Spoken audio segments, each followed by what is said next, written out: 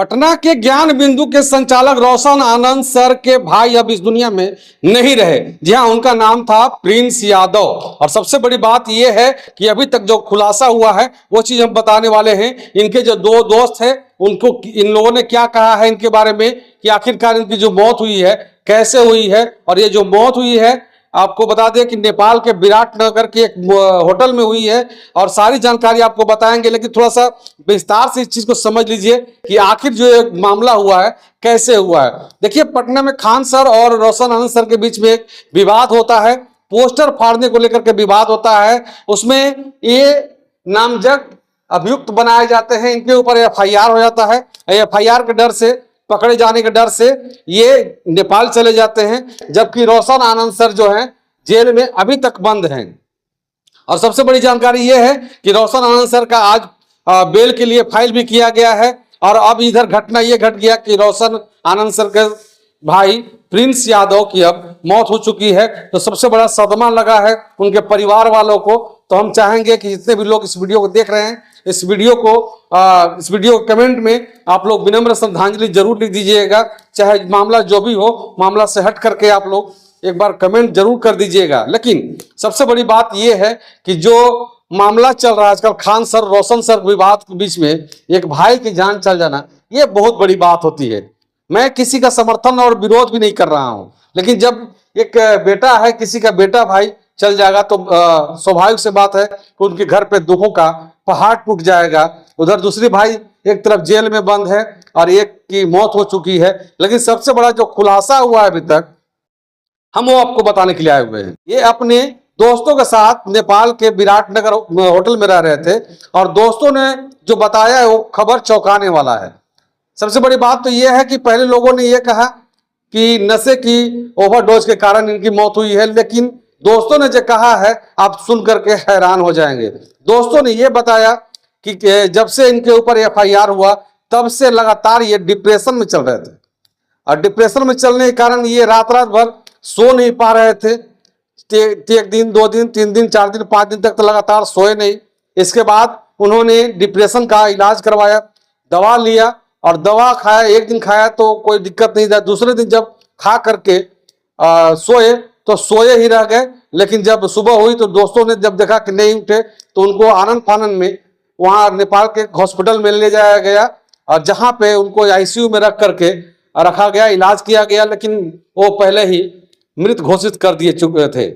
और सबसे बड़ी बात यह होती है कि 2 कोचिंग संचालकों के बीच में अगर झगड़ा हो, विवाद हो और उसमें उनके परिवार तक बात चली जाए तो ये कहाँ तक सही है। खान सर के बच्चे, रोशन आनंद सर के बच्चे, अब ये दोनों एक दूसरे के ऊपर आरोप लगाते हैं कि खान सर सही नहीं है, ज्ञान बिंदु वाले सही नहीं है। लेकिन मैं छात्रों से अनुरोध करना चाहता हूं कि आप अपना भविष्य बर्बाद मत करें। अब बताइए इनके साथ क्या बीत रही है, रोशन आनंद सर के साथ क्या बीत रही होगी। आप लोग समझ सकते हैं कि एक भाई जो है जेल में बंद है, दूसरी तरफ एक भाई है जो उनकी मौत हो चुकी है। अब ये सबसे बड़ा बात है कि आखिरकार अब क्या रोशन आनंद सर अपने भाई का अंतिम संस्कार करने आएंगे या नहीं भी आ सकते हैं, क्योंकि जितना बड़ा गुनाह बना करके रोशन आनंद सर को जेल भेज दिया गया उतना बड़ा गुनाह हमको नहीं लगता है कि किए हुए हैं। कोई बड़ी बात नहीं थी, लेकिन इनको बेल मिलना चाहिए था, लेकिन अभी तक बेल नहीं मिला है। हालांकि आज बेल फाइल होगा और इसके बाद हो सकता है कि पैरोल पर बाहर आएंगे और पैरोल पर बाहर आने के बाद अब जो स्थिति होगी आप समझ सकते हैं कि किसी का भाई अगर चला जाए, इस दुनिया से चला जाए एक मामूली विवाद को लेकर के, तो कितनी बड़ी बात होती है। तमाम छात्र जितने भी लोग हैं, जितने भी लोग वीडियो को देख रहे हैं, मैं छात्रों से ये अपील करना चाहूंगा कि आप लोग इस तरह का आरोप प्रत्यारोप दूसरे के ऊपर नहीं लगाएं।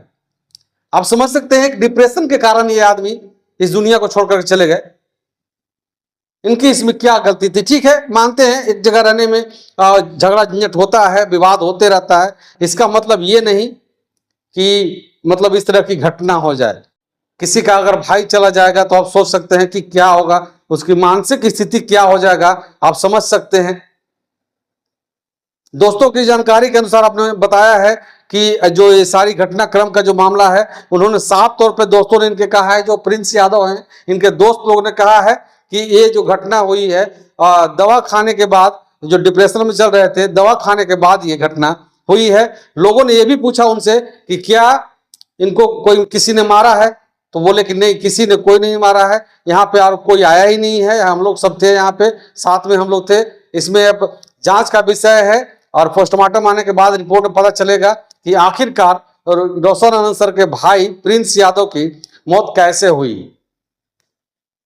एक बार हम चाहेंगे कि जितने भी लोग वीडियो देख रहे हैं, विनम्र श्रद्धांजलि दीजिएगा इस प्रिंस यादव के लिए। और हम किसी का समर्थन और विरोध नहीं कर रहे हैं, लेकिन इस तरह की जो बिहार में शिक्षा को बदनाम किया जा रहा है, जो दो महान टीचर जो हैं आपस में झगड़ा कर रहे हैं और आपस में झगड़ा करने के बाद ये जो बात है परिवार तक चली जा रही है, तो सबसे बड़ी बात होती है। इस वीडियो को ज़्यादा से ज़्यादा शेयर कर दीजिएगा और एक बार चाहेंगे कि एक बार कमेंट बॉक्स में अपना विनम्र श्रद्धांजलि जरूर लिख दीजिएगा प्रिंस यादव जी के लिए। धन्यवाद।